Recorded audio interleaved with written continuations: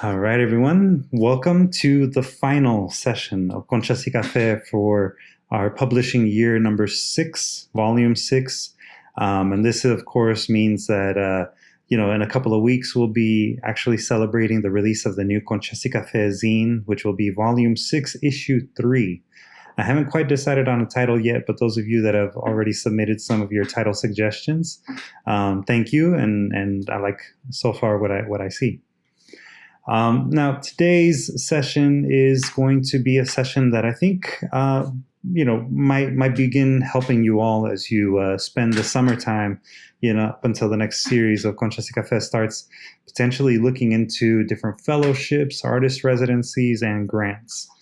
One of the things that a lot of times I get asked as a person that does grant writing for an arts nonprofit is, what are the kinds of grants, or what is it like to write a grant?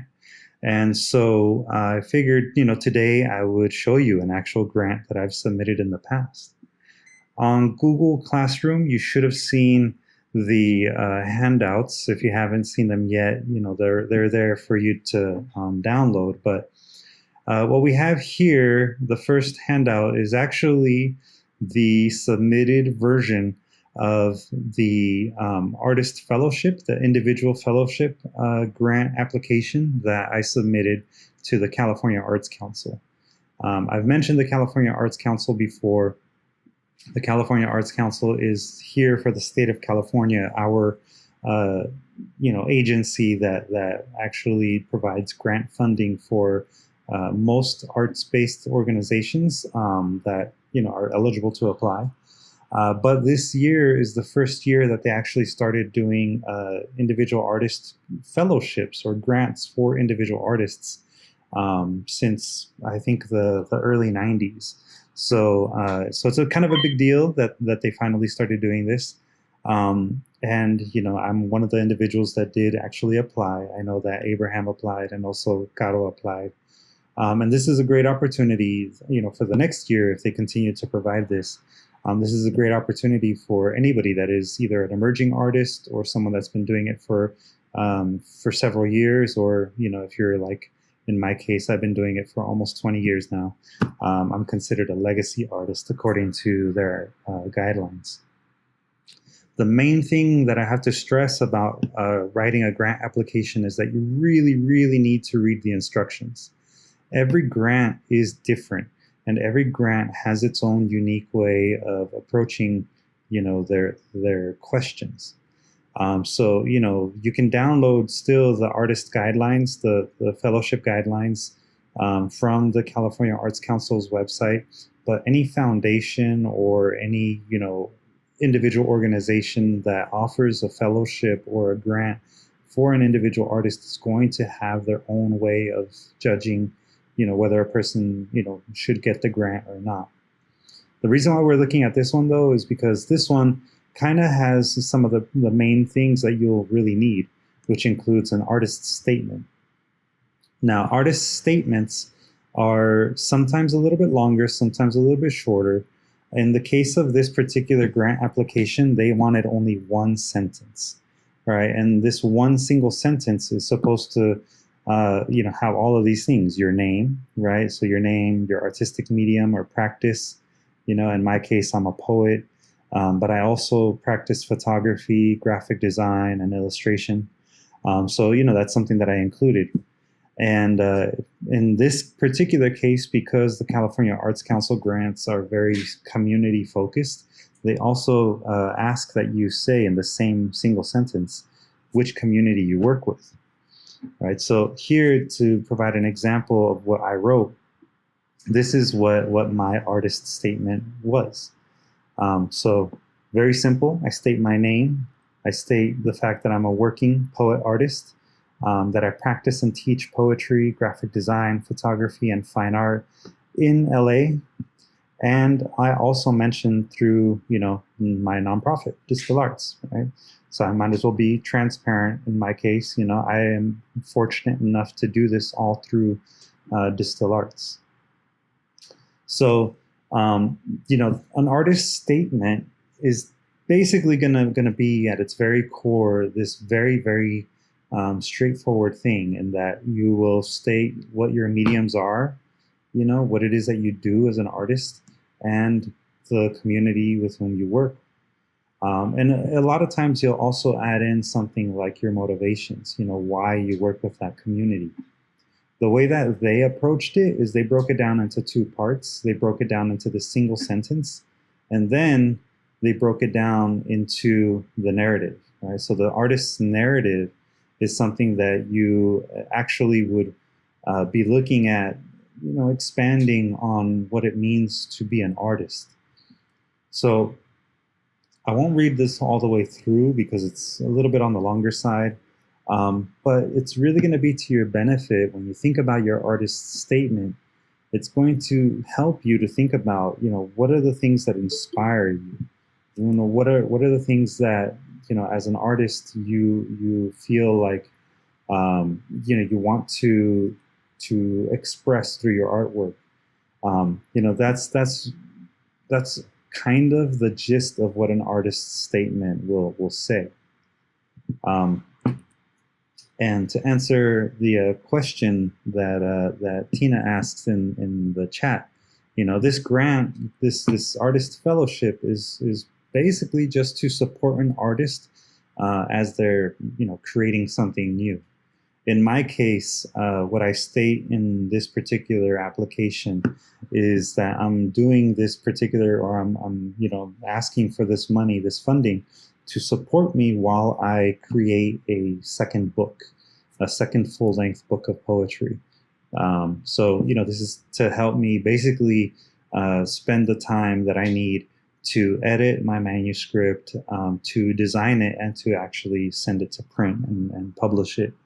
With probably doing also some readings and that kind of thing. That's more or less what this particular grant is for. It's very open-ended, and that's the thing about some fellowships, is that they can be open-ended. They don't have to always have some sort of end product or an outcome attached to them. If you want to apply to this and have a series of workshops, you can do this in a way that says that you want to do a workshop where you invite people in the community to participate in the workshop, and then you create artwork inspired by that. So that's another way that you could approach this. But anytime that you write a grant application, you really want to make sure that you're doing it in a way that follows the directions of the grant. So since I've had this up on the screen, you might have begun reading a little bit about it. I provide some of my background. The fact that I grew up in the city of Vista, which is a small city in the northern area of San Diego County. I talk about, having a working class background. The time period in which I grew up definitely was something that impacted my growing up. The 80s and 90s were not a great time for my hometown. And especially if you were a person of Mexican descent, experienced a lot of bigotry and racism growing up as a little boy. Plus, you add on top of that the fact that I grew up, in a neighborhood where there was a gang, and I saw a lot of bad things growing up. So, that's part of my backstory. When writing a grant, it's good to give context to, why you might be inspired to do something in the arts. It's good to give people a sense of, what your priorities are, where your motivations come from. And that means also, like, if you're doing it for a workshop, if you see that a workshop is needed by a community, because they don't have access to free art programming, or you see that there's a group of people whose story is not told often enough, like, say you want to do a workshop series that revolves around maternal mental health, because women who are going through, pregnancy, they need additional support, in ways that sometimes is not provided by the community. So if that's the type of workshop that you want to do, you want to give that context. You want to make sure that you show that you understand the needs of the community. And if you have to do even a survey to survey community members before you apply to a grant, that's something that you should definitely invest time in. And there's even grants for doing that. So there's a lot of ways in which you can get funding for any kind of project that you might want to do. So this grant application, like I said, we're not going to read through the whole thing, but it does have that very, very important component of the artist statement, which can be broken up sometimes into a narrative. Sometimes it can be, just a single sentence. Sometimes you might be even limited to doing an artist statement that's only a paragraph long. Again, I can't emphasize enough, though, if you're going to write a grant application, really read the instructions and guidelines to make sure that you are fulfilling the guidelines, the minimum requirements.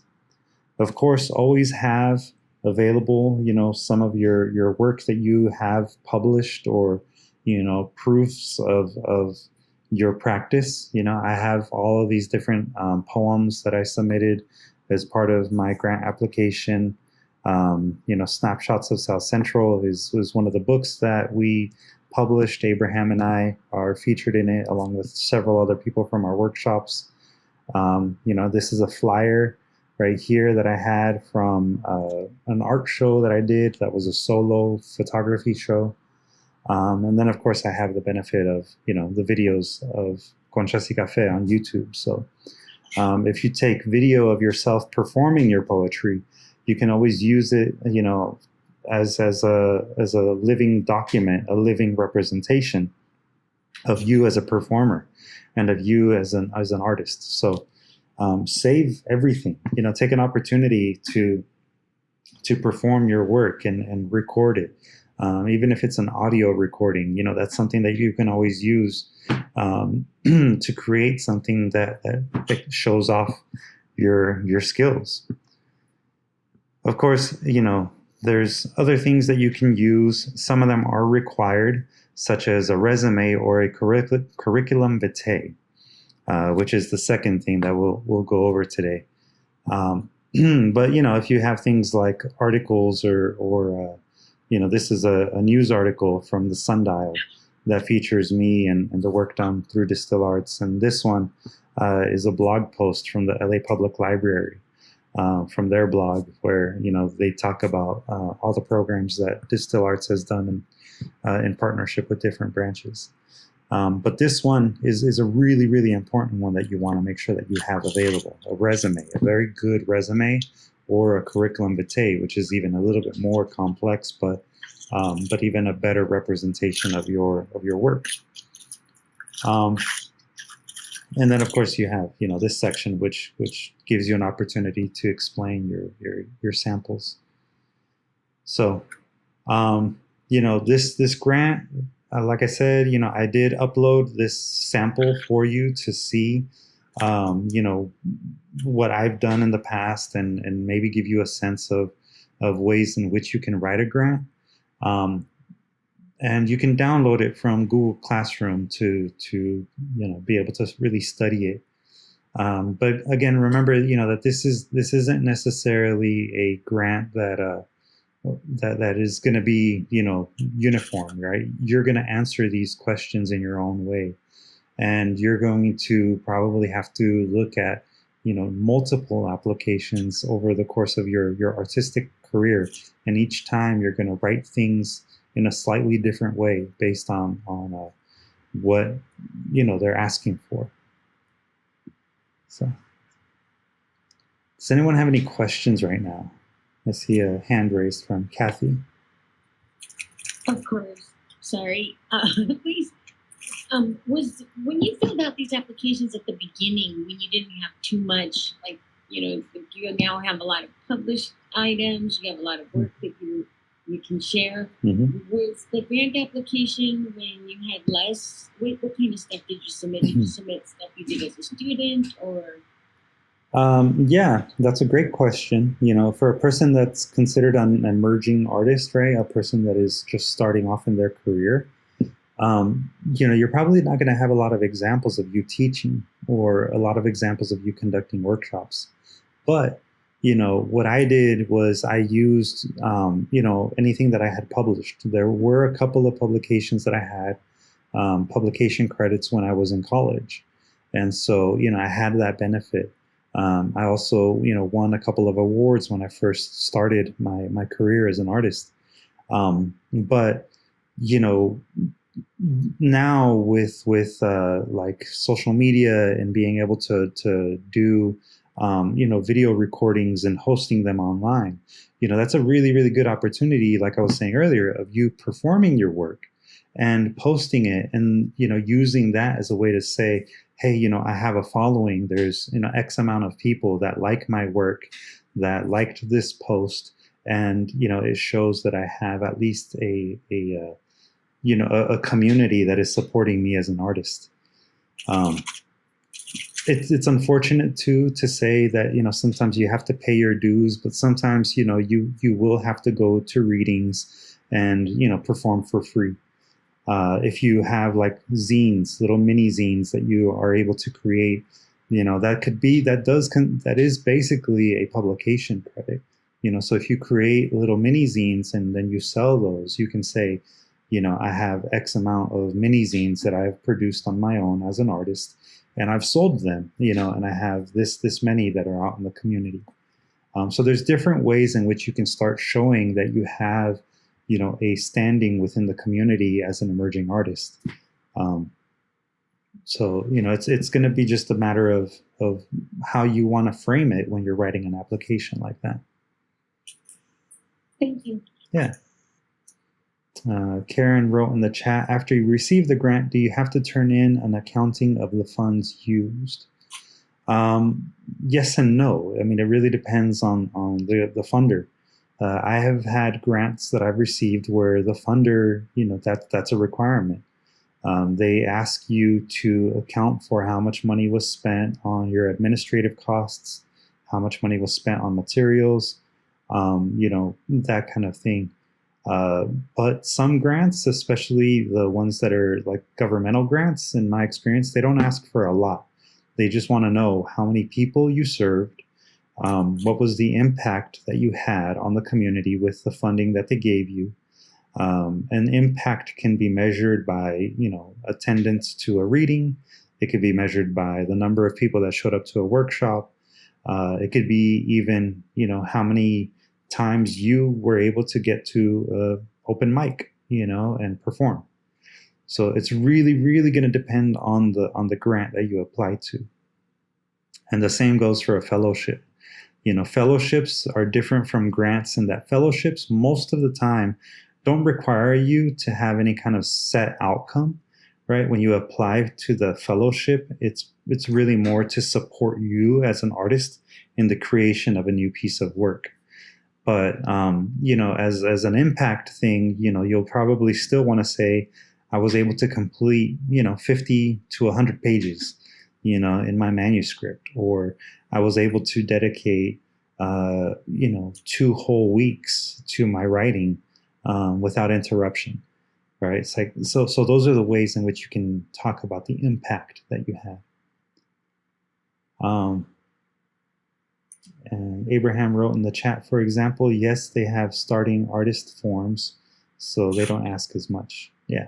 In the case of this particular grant application, yeah, some things were required of me as an artist because I fell under the legacy, type of artist.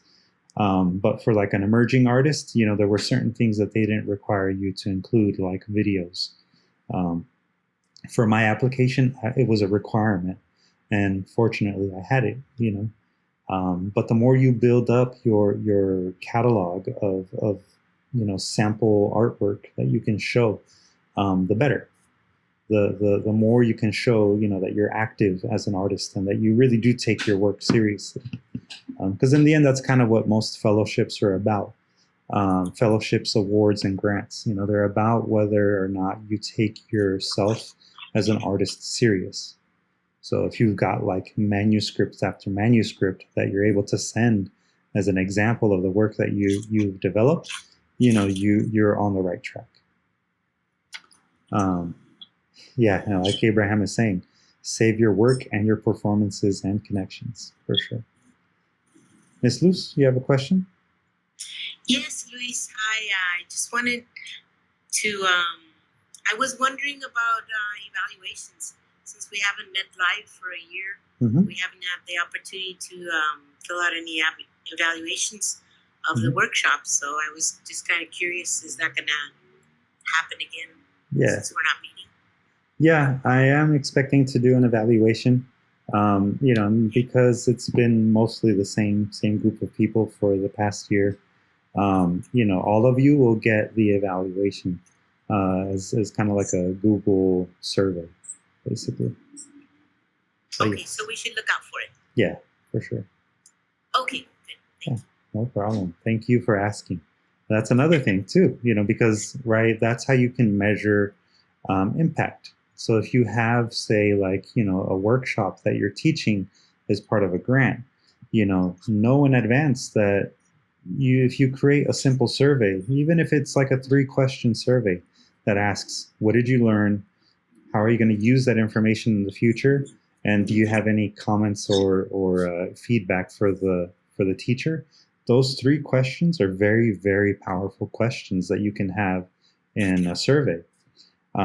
Because that means that you'll be getting qualitative feedback and quantitative feedback, right? Quantitative meaning the numbers, right? You get a number of surveys, you get a number of people responding, and then you get a qualitative assessment in that you know what kind of information people took from you as an instructor, and then what they liked about you as an instructor and your workshop.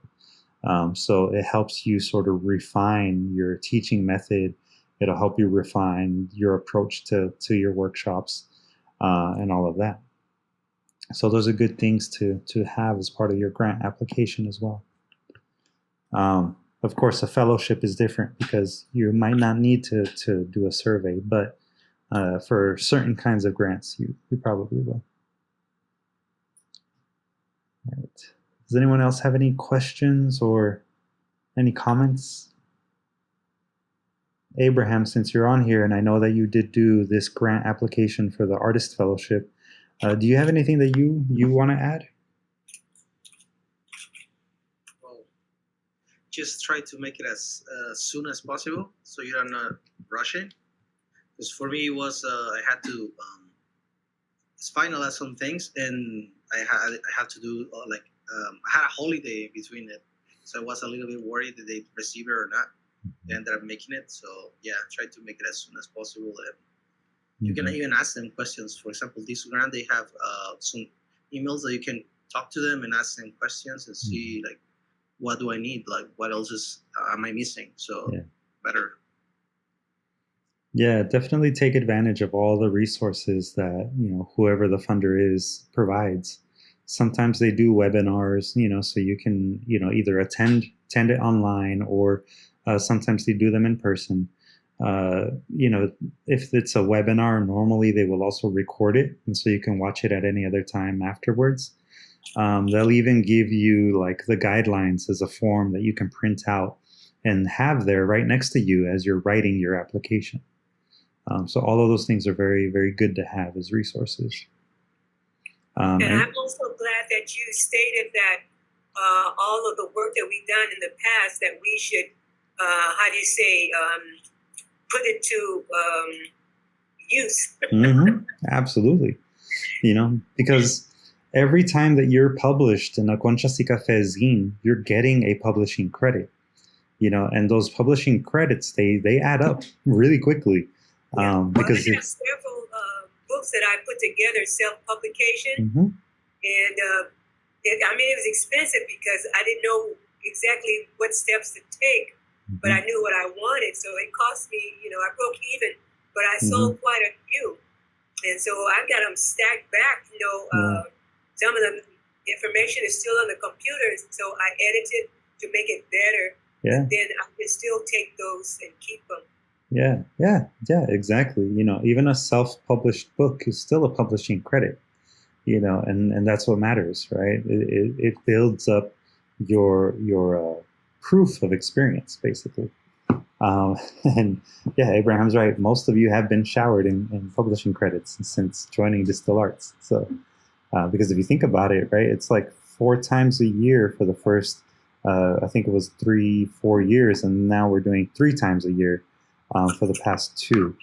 But it's still a really solid number of publishing credits. So, and we're talking about 6 years worth of publishing credits. Like there's Abraham with all the books. That's all of the DSTL Arts chapbooks and zines that at least he's participated in. So yeah, these are legitimate credits, and that's not even including the original zines that we were doing by hand. So as far as I could tell, yeah, there you go, the very first one. Yeah, but yeah, even those little ones. Is he going to be your assistant? He is. Oh, okay. Yeah. So, those publishing credits, they add up, right? And there's something that you actually can do with them. So the next thing that we're going to look at is this resume worksheet. All right. So remember what I was saying about the application here.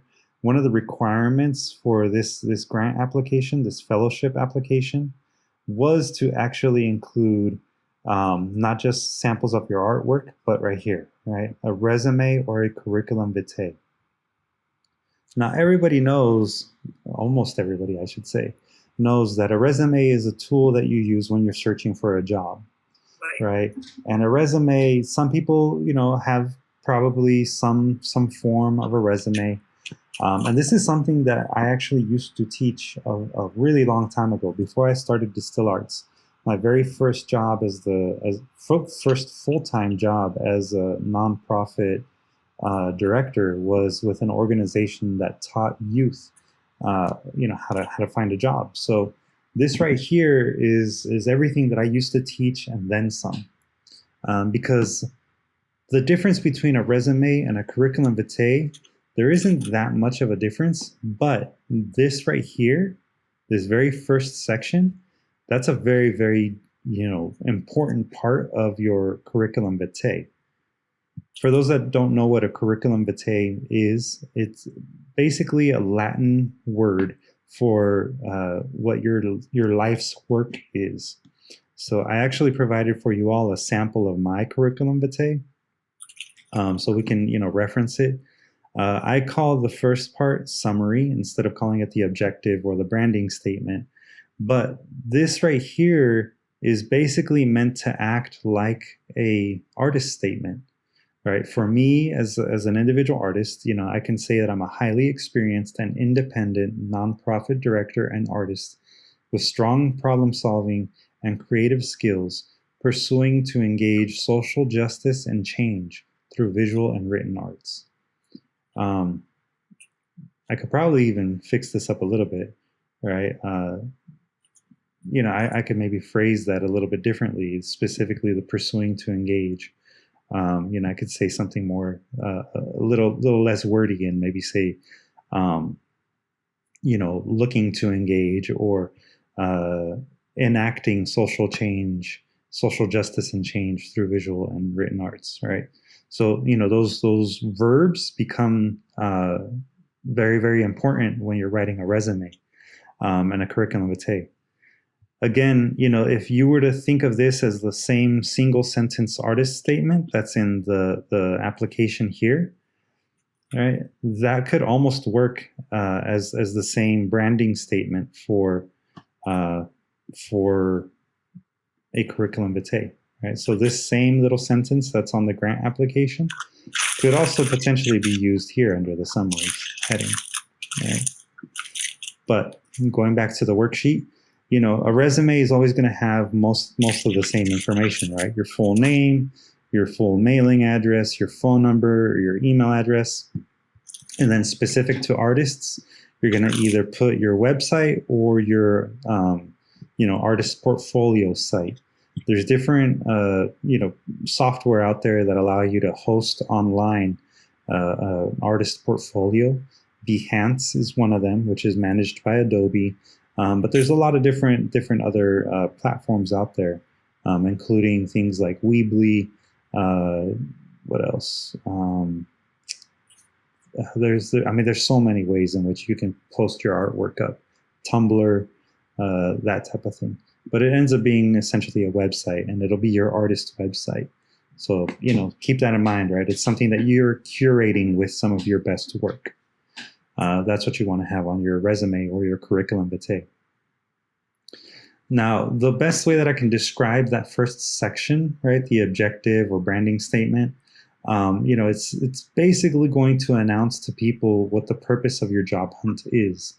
But more importantly, you're highlighting the strongest skills you have to offer, right? So, I gave some examples here if you're going to write it in the way that you're looking for a job. So, if you're bilingual, you want to state, right, that you're fully bilingual. And you want to say to what extent you're bilingual. So ability to speak, read, and write Spanish, in my case. If you have a specialized training, like you're trained in CPR and first aid, if that's important for the job that you're looking for, that's something that you want to say right on the top of your resume. Now, if you have mostly experience working in retail, for example, then you can say that you're looking for a job that's customer service oriented, right? Or a customer focused organization. So those are the types of ways in which you can say, you're really hoping to help people. You could say, a community focused or a community centric job or organization. That's also another way that you can say that you want to work with the community. But you can basically list off like 3 things. Is always my rule of thumb. 3 things that are really important about you and that really speak to your skills and strengths. That's what you want to say in your artist statement, your branding statement. Of course, just like most, resumes, you're going to include in your curriculum vitae or your resume, your education, right? You want to keep it very clean and simple. My advice for everyone is never use a template. Microsoft Word has templates for writing resumes. Never use them because you're going to end up with a lot of issues in terms of the format. You always want to make your resume as easy to read as possible. A curriculum vitae is the same thing. You want to make it as easy to read as possible. So you can use bolds, to talk about what type of, certificate you got or degree you got. You can use italics to set, information apart, but try to keep it as simple as possible, right? And obviously, most of the time, it's going to be reverse chronological order. So the newest to the oldest. That's the general rule of thumb with most resumes and your curriculum vitae. Experience is one of those areas that, depending on your age and your background, you may have a lot of experience or you may have very little experience, quote unquote, but you might have been in the same place or the same position or the same company for a really long time. So that's something that you can, sort of fill in however you feel works best for you. There's different ways in which you can also set up a resume so that you have a section that very clearly calls out your skills and qualifications. And these are things that you want to really take into account when you're writing your resume because, there's certain skills that are transferable and there's certain skills that are very specific to one industry. A hard skill is a skill that might be transferable. It might be something that you can take from one job to another. But, a hard skill more than anything is something tangible. So it's like, CPR training or, it's certification on Microsoft Word and the rest of the Microsoft Office suite. If it's Google Pages and the Google, all of those things that Google does, Google Docs, all of those things, you can get certified in them. It's also something that you can measure, like the ability to speak, read, and write a language other than English. Those are considered hard skills. Soft skills are skills that are always transferable. Soft skills can go from one job to another. They can also go from one teaching profession to another. They're things that are usually people focused. Your ability to interact with another person in a stressful situation. That'd be like customer service skills. If you're an organized individual, you like to make to-do lists and things like that. That's strong organizational skills. Those are the kinds of skills that work in any situation and are good skills to highlight in your resume or a curriculum vitae. It's also really, really important that you're honest about how well you can perform these skills. So you want to use words like exceptional, strong, good, moderate, or fair. Really avoid using negative words. And never say something on a resume if you can't back it up. You can actually get fired for that. So, that's something that I always say when teaching resume writing. If it's something that you really cannot do, never put it on a resume, because that is enough to get you fired. It's like lying on a job application. You never want to lie on a job application. So this template that I uploaded onto Google Classroom, if you're working on a resume or if you want to update your resume, you can always use it to fill in some of these things. But again, anytime that you're talking about your skills, right, you want to quantify them. You want to qualify them by saying, either they're exceptional or you have, experience. Right? To say that you have experience with something means that you've done it for a little while, but you're not like a master of it. If you're trained and you're actually certified, you want to say that. If it's, a soft skill, you want to say it's a strong work ethic that you have. You have the capacity to work well under stress. You are customer service oriented. Those are soft skills that you're qualifying and quantifying in a way that sounds, like you've measured it. Like people can say, yes, I agree to that person's statement about how well they work.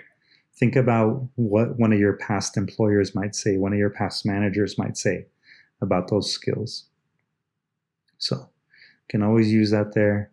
And then with experience, you want to keep your experience section organized. So just like I have here on mine, organized from the newest to the oldest. And what I've done as far as my skills and qualifications, I actually incorporated it into my experience section. So here I describe what my duties are, and I say within, especially my past job experiences, ways in which, I handled some of the stresses. So, I, like right here, when I was at 826LA, I developed specialized tutoring techniques for students with special needs. Right. So there I'm telling you, I have experience creating curriculum, and adapting it to individuals with special needs. All right. So a person could read that and say, oh, okay, they know how to do that, and they have a job that actually made them practice it. Right. As far as like DSTL Arts goes, I'm here basically providing leadership and direction, and I talk about, everything that I do as the executive director and founder of DSTL Arts. And I even have in here, Smiley Face Productions, which I actually need to change that now that I'm changing the name of it. But, this is my own individual arts practice. And so here I talk about being able to use different types of software, including the Adobe Creative Suite, Aperture, iMovie, and GarageBand. Right, so these are all software that are on my Mac that I use as part of my art practice, and things like that. So, you're going to develop your curriculum vitae in a way that talks about the way that you've, worked in the past, and gives people a good sense of how long you've been working in the field that you are talking about. This right here is the really, really important part about a curriculum vitae, is the artistic accomplishments, right? I have mine broken down as publications, right? So here I have a list of all the times that I've published, self-published and been published by other organizations and other groups. I have a section called exhibitions where I list all of the times that my artwork has been exhibited, either in a gallery or in a community setting. And then I also have awards. So the few awards that I've received, have them, in category, everything, in chronological order from the most recent to the oldest. And I also included here artist residencies. So any kind of artist residency that you've had or any kind of fellowship that you have, that's also something that you want to include in your curriculum vitae. And then I added at the very end additional qualifications. So if I use this at a job, people will know that these are other things that I'm able to do that I didn't say specifically within my experience section. So I'm calling things out in a way that's a little bit more direct. The worksheet here does show you and explain to you a little bit more about what types of experience you can include under the experience section. So it could be either work experience or volunteer or a combination of the two. Sometimes for certain jobs and, under most academic settings, if you're going to apply for, a job as a professor, they want to know whether or not you're active in the community. So volunteer work is always a great way to show that you're active in the community. And this can even be something like, working at a food shelter or, volunteering to help me set up at an event, with DSTL Arts. So those are the kinds of things that you can always add in there. You want to do them in a chronological order, obviously, newest to oldest. And here, you want to give some explanation. The template is at least giving you a space where you can start writing things out. Under the accomplishments, awards, and publications section, same thing. These are the key pieces of information that you want to include, right? You can also include under this section if you're part of special organizations, like, if you're affiliated with a sorority or a fraternity, or, if you're part of a club or some sort of nonprofit organization, and you've been either the president or the secretary or treasurer. Those are things that you can also list under accomplishments. Seats held. Of course, this is something that you might want to moderate if you're, applying to a job. If you're, like I wrote right here, if you're part of a hunting club, you don't want to use that as part of an application for a job with PETA. Immediately people are going to question that. It's a kind of a common sense thing, but, don't ever forget to update this and to modify it as you need it.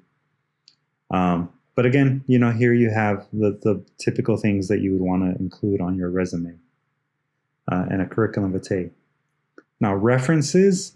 This is something that I see a lot on a resume, and I've even seen it on people's curriculum vitae. References should always be on a separate sheet of paper. That's not something that you include as part of a resume, and definitely not as part of a curriculum vitae. That's something that you give at an interview, only if it's requested, or, if you're, say, writing a grant application, you do it as part of the supplemental materials, so people that can back up that you are a practicing artist. With most references, you want to obviously ask for permission first from the person. You also want to let them know in advance that you're using them as a reference. You never want to use family members, of course. Even if you have a family member that has purchased, your artwork or, books, that's typically not going to be a person that you want to include as part of supplemental materials to back up your art, just because they are biased. But, you can definitely, talk to a neighbor or, a volunteer supervisor or teachers even. And like I wrote here, even clergy members. So somebody from your church that, that knows you and your work well, that's always a good reference. And it can even be a coworker.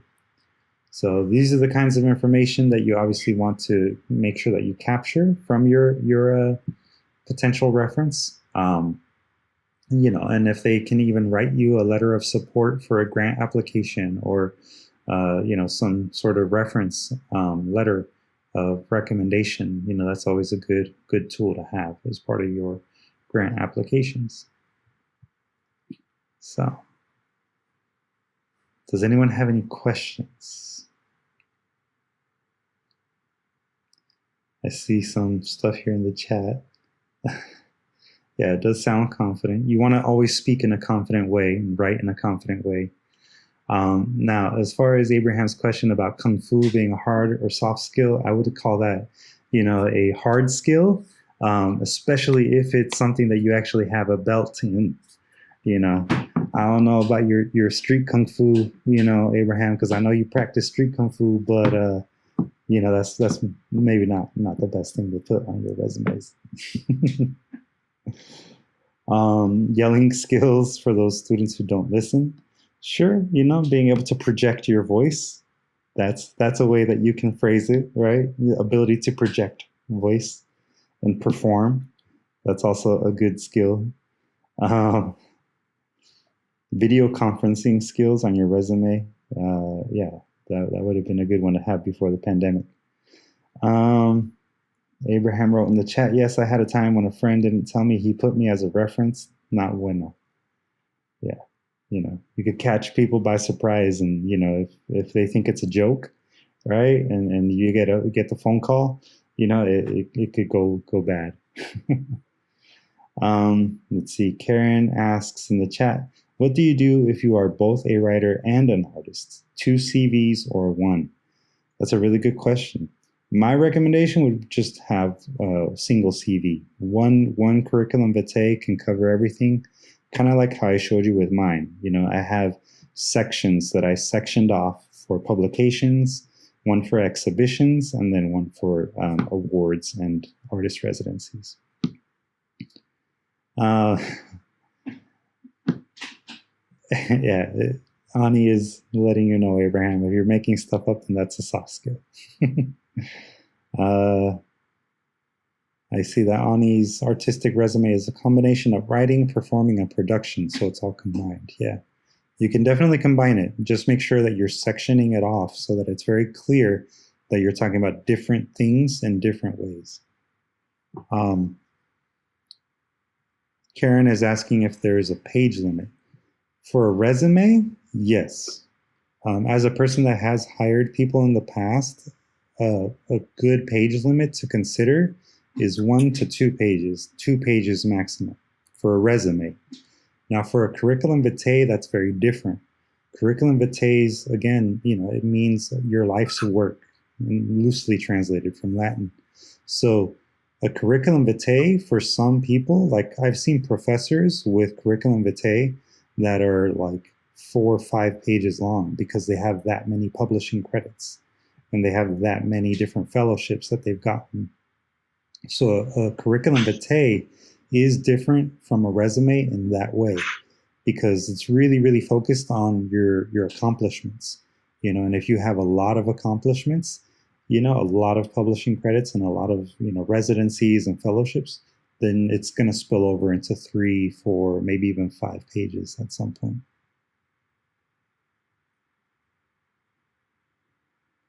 Does anyone else have any questions or comments or experience creating their own curriculum vitae?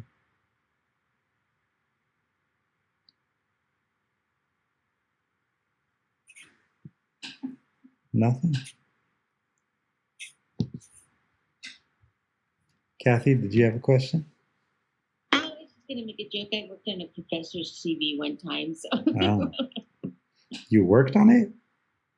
Yeah, she asked me to work on her CV, and she gave me all of her information. Well, sometimes it helps to have actually a second set of eyes look at your resume or your curriculum vitae, because you're sometimes the language that you use it might come across as a little bit wordy, or you could think of a better word for, a particular kind of skill. So it can be written in a way that sounds kind of like what Abraham was observing. It sounds more confident, right? You really want your curriculum vitae and your resume to sound confident, to sound like you know what you're doing, and that you know how to apply the skills that you say you have, that you claim you have. So again, it's just really important that you never lie, right? You never want to make up stuff that can be verified. If you end up with a Nobel Prize like Abraham might, you want to make sure that it's something legit, not just made up.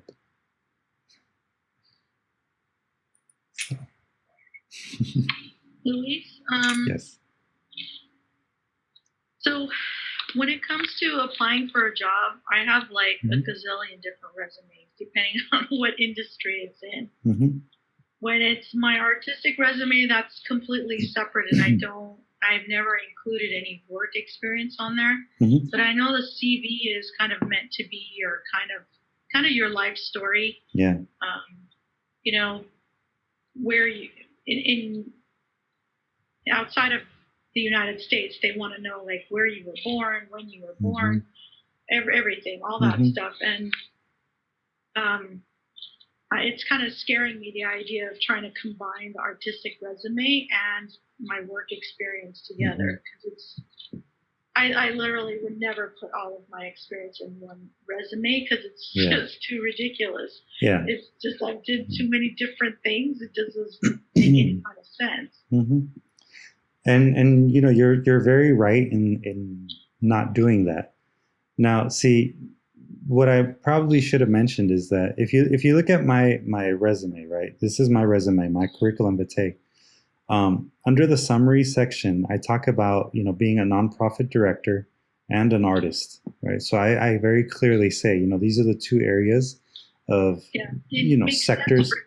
Yeah, these are the two sectors that I have the most experience in, and that I actually still do. And if you look at my experience section, because it is important to back up that I am that. I include my work with DSTL Arts, my own artistic practice, and then everything else is all the work that I've done in the nonprofit world. 826LA, YPI, before they closed, Education Compact, which was my first directorship job, even though I was a program specialist. And then I also include here when I worked for my elementary school. So I went to Bovier Elementary, and I actually got a chance to work there, later in life. But see, if you look at the dates, right? October 2001 to March 2003, April 2003 to April 2004. There's a gap. January 2005 to September 2005. September 2005 to 2008. So these little gaps that occur, see, from 2008 to 2010, that's when I was working in retail. And even before this job, and actually at the same time as this job, I was also working nights as a janitor. And I've technically been working since I was 12 years old, or even like actually more like 6 or 7 years old with my dad, doing landscaping and doing all sorts of other things, little side hustles. So, my curriculum vitae doesn't include everything that I've done. I'm not going to tell people I worked as a janitor, on a curriculum vitae, just because it has no relation to me either being an artist or working in the nonprofit world. Gaps might, gaps in your resume, gaps in your curriculum vitae might matter in some region of the world, but if you can show that you have a consistent history of working within the area that you're applying to, or within the area of the arts as an artist, then gaps won't make that big of a difference, as long as you can say, these are the things that I've done in my experience as an artist. And if you really think about, yourself as an artist, and how long you've been practicing your art, you really shouldn't have any gaps in that you've been practicing your art at the same time that you've been probably working in other areas. So that's every day until the day you die. I like to say, artists, we don't retire, we die. The moment that we retire from art is because we are no longer able to create it. So, yeah, gaps really shouldn't matter in that sense as an artist.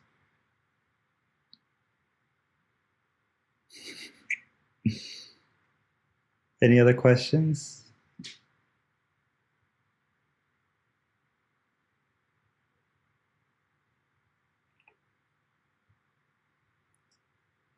Is it important to... Luz is writing something in the chat for us.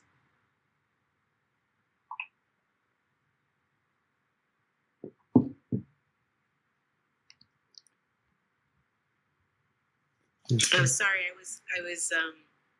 was just parking the car too. Oh, okay. So, I just was wondering about the performance art aspect of like getting more experience with reading in open mics and putting yourself out there.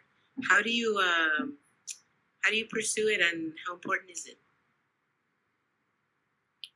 That's a really good question. I would say that it is important to get to open mics if you want to, start to make a name for yourself, to build a following. The benefit to having a following is that when your book finally comes out, you have a group, a target demographic that might actually buy your book. So in that sense, it is really, really good to get out and perform.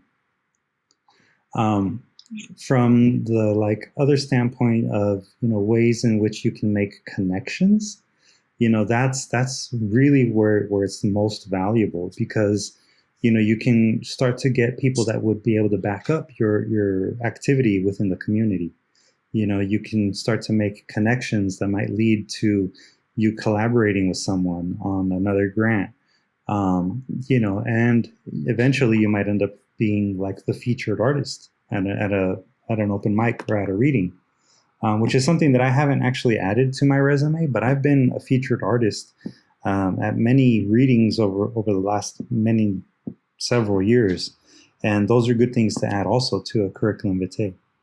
If you're going to an open mic though, and you're just a performer at an open mic, that's not something that you would add to a curriculum vitae. You would only add it if you're the featured artist.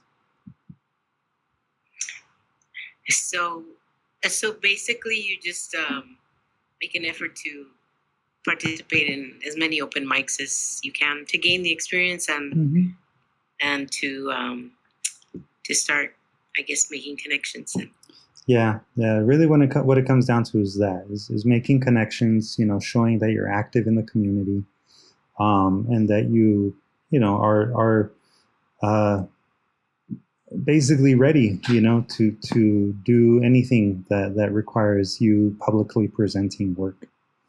Because if you end up with, say, a book deal, even a large publisher, or an agent, they're gonna start booking, features for you, right? They're gonna start booking performances where you go and you talk about your writing and you ultimately read it out loud.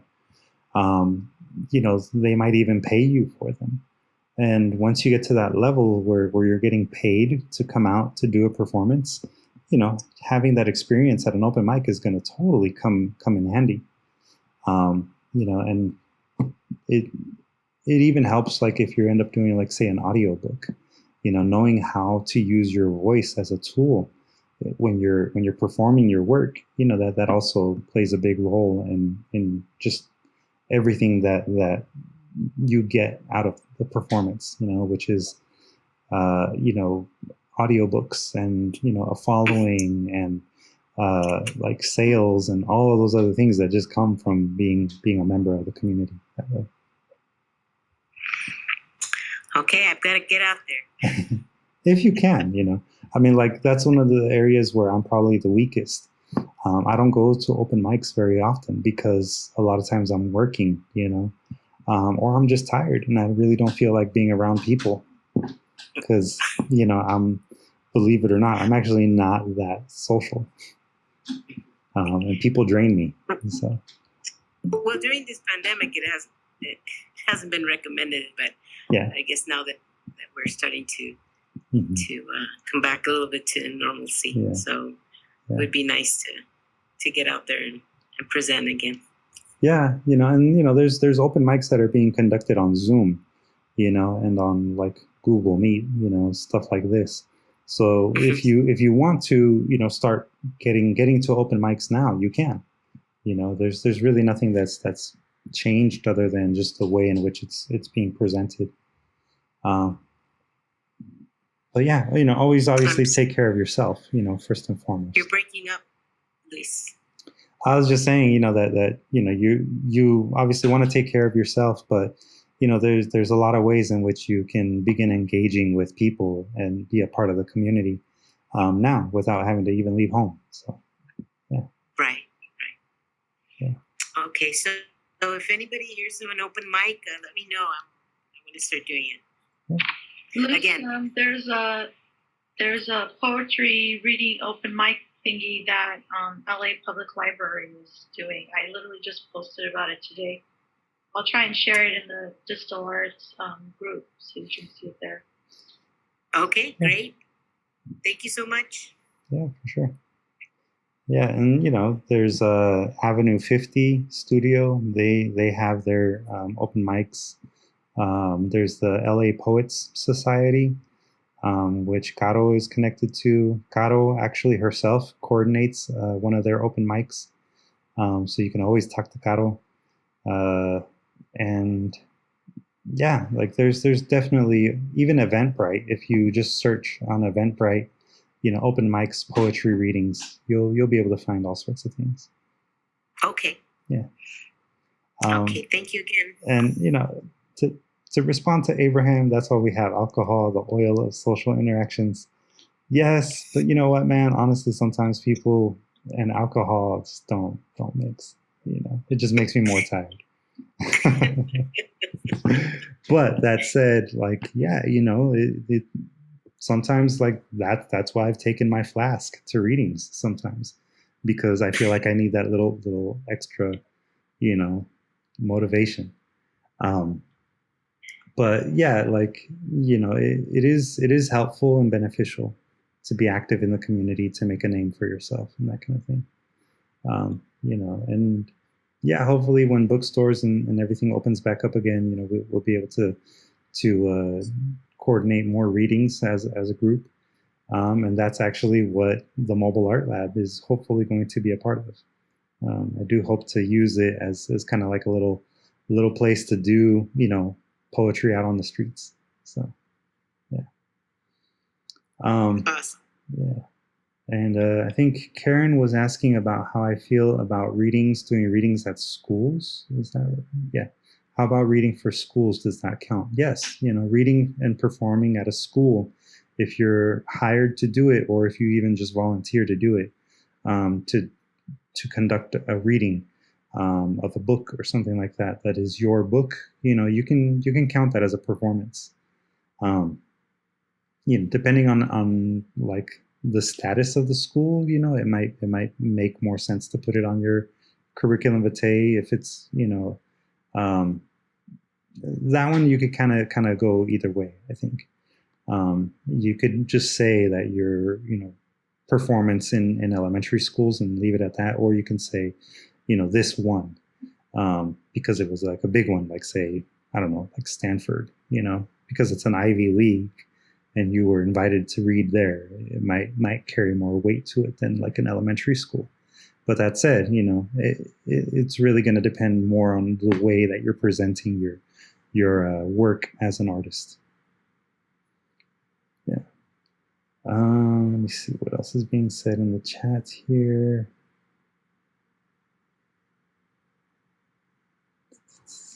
Do readings for schools, can that go on a CV? Yes, again. Hi, Nettie. It's good to have you on. And let me see. Everything has to be measured. What do you mean by that comment, Abraham? If you don't mind clarifying?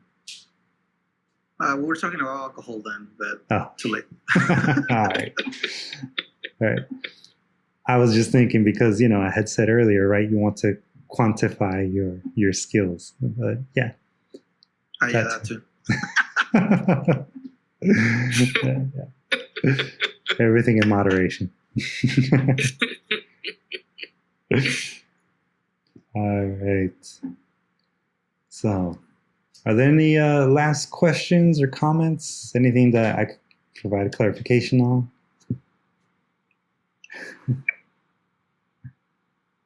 I actually would beg to differ on that last comment there, though, Karen. Measuring the alcohol is cool, but drinking it is probably the funnest part. Tina, you raised your hand? Did you get my pieces? Yes, Tina, I got your work. Okay.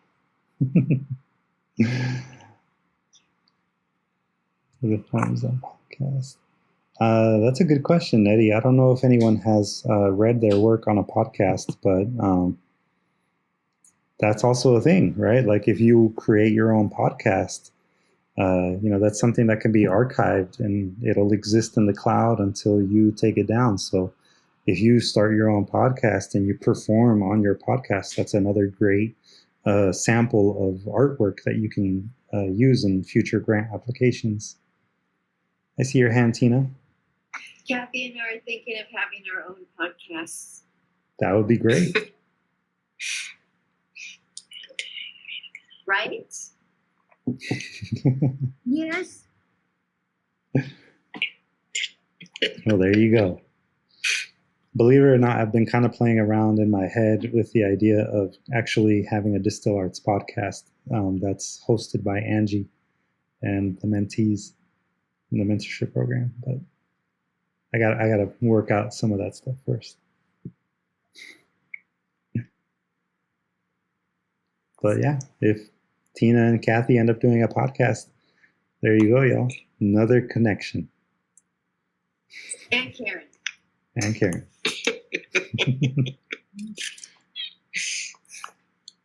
We should definitely have a podcast with Miss Luz performing her work.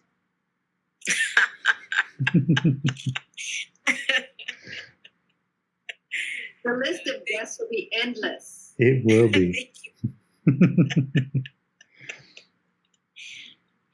Thank you for that, Luis. I needed a laugh.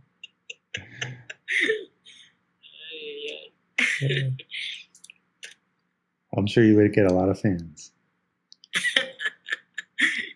Yeah. Okay. Book me. There you go, you guys. All right. Luis, do you have any special, do you have any documents that show good words to put on a CV or resume?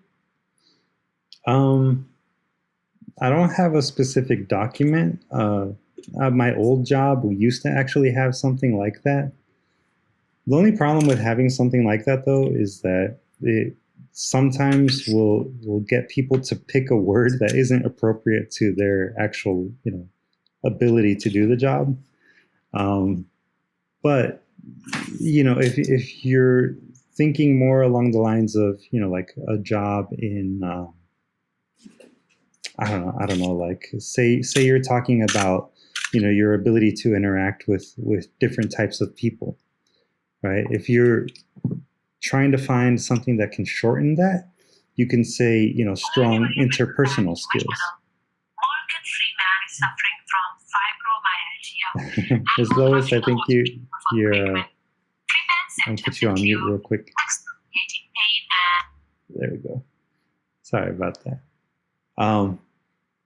But yeah, so like if what you're struggling with when you're creating your resume is ways in which you can phrase the job that you've done or the types of duties that you've had at your job, think about like the area in which that skill can be applied, right? So if it's people to people skills, that's what you call interpersonal skills, because it's between people. If you want to, say that you have strong organizational skills and that you're, a very organized and punctual person, you can say you're detail oriented or, you have just good organizational skills. I hope that kind of answers your question or kind of helps. Again, though. Yes, thank you. Okay. But again, though, it is helpful to have other people look at your resume. They can maybe help you sort of trim down some of those wordy areas as well. So do take advantage of other people in your life who can help you with the writing in your resume. Are you volunteering? I mean, if I have time and you don't need it like tomorrow, I'm more than happy to help with that. And that goes for everybody.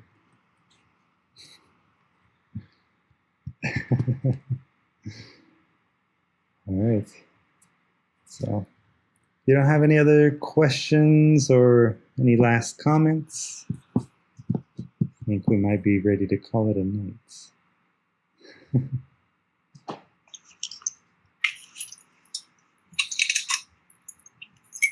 All right. Well, you're welcome. Again, today is the last session of the current Conchas y Café programming year. So there will be no more workshops after this. Next month, on the 17th of May, I'll actually be part of a workshop series, the culmination event. You guys are more than welcome to join us. It'll be me and 2 other teaching artists that are going to be talking about ways to take care of yourself, using art as a form of self-care. Do register early, as Karen is saying in the chat. I'll be sharing the Zoom link for people to be able to have that in advance sometime at the end of this week through the next newsletter.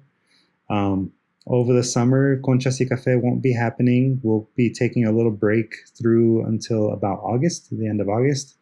So just stay tuned, follow the newsletter, follow social media. I'll start posting on social media again for DSTL Arts, all of that stuff. And thank you everybody for joining me and the rest of us throughout this pandemic year of Conchas y Café. Volume 6 is nearing its wrap. I'll let y'all know when the release party for Volume 6, Issue number 3 will be. So we'll hopefully see everyone then. That's a long vacation. It's a little summer break. It'll give me a chance to recharge and get some work done that I've been falling behind on. But okay, well, I wish you well. I wish you all well. I wish everybody well. We will have some, events happening over the course of the summer. So stay connected. We'll have the Conchas y Café zine release party. We'll have the release party for Héroes de Los Angeles. We'll also have a release party for Art Block Zine and Artistic Zine. So we have 4 release parties that'll be happening in the next month and a half. And then hopefully we'll also have some workshops presented by the mentees in the mentorship program. So all of those things are still yet to be scheduled. I'll let you all know, through Google Classroom when the Conchas y Café zine release party will be. And then through the newsletter, I'll be informing everybody about the other release parties. So. Well, thank you. Take care of yourself and everybody be safe. Yes. Thank you, Luis. Thank you all. I hope you all have a great night. Thank you. We'll be speaking again soon. Good night, everyone. Thanks. Bye, everyone. Have a Bye. good summer.